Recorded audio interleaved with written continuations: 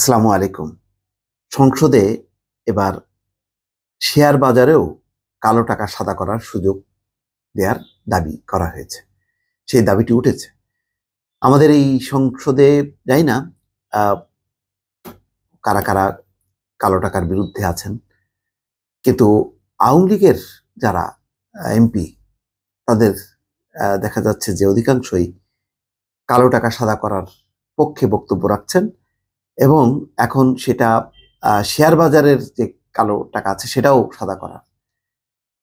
এর মধ্য দিয়ে কি দুর্নীতিকে আরো প্রশ্রয় দেওয়া হচ্ছে নাকি দুর্নীতি দমনের পক্ষে যাচ্ছে সংসদের এই আলোচনাগুলো, সেটা বিবেচনা করা দরকার। আসলে এই সংসদ নিয়ে বেশি কথা বলতে চাই না। সত্যিকারের যদি সংসদ সভার অংশগ্রহণে একটা নির্বাচিত সংসদ আসতো তাহলে সেই আলোচনাটা ভিন্ন মাত্রা ধারণ করতো এবং সরকার বিরোধী সব পক্ষের বক্তব্য শোনা যেত এবং সেখানে নিঃসন্দেহে অন্যরকম একটা সুর দেখা যেত। কালো টাকার বিরুদ্ধেই বরং বক্তব্য আসতো। এখানে এমপিরা তাদের যেই গাড়ির শুল্ক বসানোর যেই আরোপ সিদ্ধান্ত নিচ্ছে সেটার বিরোধিতা করছেন, অর্থাৎ ওই বিনা শুল্কে তারা গাড়ি আনতে চান। কালো টাকা সাদা করার যেই আলোচনাটা বা প্রস্তাবটা সেটা নিয়ে ব্যাপক সমালোচনা হচ্ছে।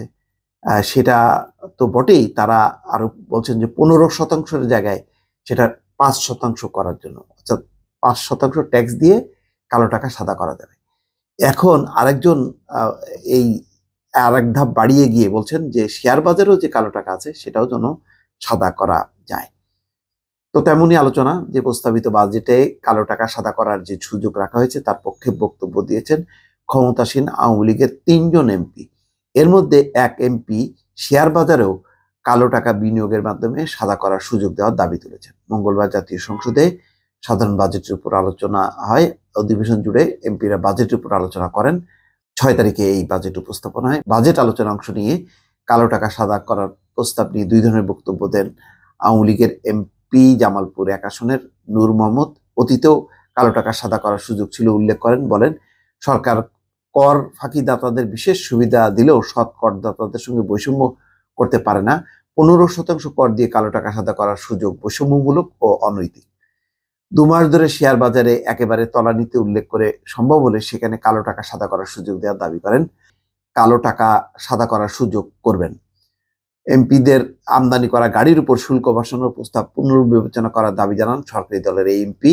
তিনি বলেন, আমরা নতুন এমপি, এটা করতে পারেন যারা বিগত দিনে এমপি হয়েছেন তাদের ক্ষেত্রে, আমাদের ক্ষেত্রে পুনর্বিবেচনা করতে পারেন। মোট কথা ভালো কোনো দৃষ্টান্ত ওই সংসদ রাখবে এটার মানে আশা করা যায় না। কেননা এই যে এই নির্বাচনে কিভাবে নির্বাচিত হয়ে আসছেন তারা নিজেদের স্বার্থটাই বড় করে দেখবেন, এটি স্বাভাবিক। আর সামগ্রিকভাবে কালো টাকার বিরুদ্ধে যে অবস্থান নেয়া, সেই অবস্থান তাদের কাছে আশা করা যায় না। কেননা এখন এই সংসদের অধিকাংশই দেখা যাচ্ছে যে পার্সেন্টেজ হচ্ছে ব্যবসায়ীদের দখলে। তো ফলে ব্যবসায়ীরা এবং এই ব্যবসায়ীদের মধ্যে একটা বড় অংশ আছে কালো টাকার মালিক। তো তারা সেটাই চাইবেন যে কালো টাকা তারা উপার্জন করবেন এবং সেই টাকা ট্যাক্স দিয়ে তারা সাদা করে ফেলবেন এবং এখন সেটি শেয়ার বাজারের ক্ষেত্রেও এটি বলা হচ্ছে। কিন্তু কখনোই কালো টাকা সাদা করার এই সুযোগ কেউ যেমন নেয় না। টাকা পাচার যেই উদ্দেশ্যে করা হয়েছে যে তাহলে মানে টাকা বাইরে যাবে না, দেশে থাকবে, সেটাও কখনো হবে না। উল্টো যেটা হবে যে এখানে যারা অবৈধভাবে সম্পদ করেছে তাদেরকে একটা বৈধতা দেয়া, এটা কতখানি রাজনীতিতে নৈতিক সেটা একটা বড় প্রশ্ন। দর্শক ভালো থাকবেন। আল্লাহ হাফেজ।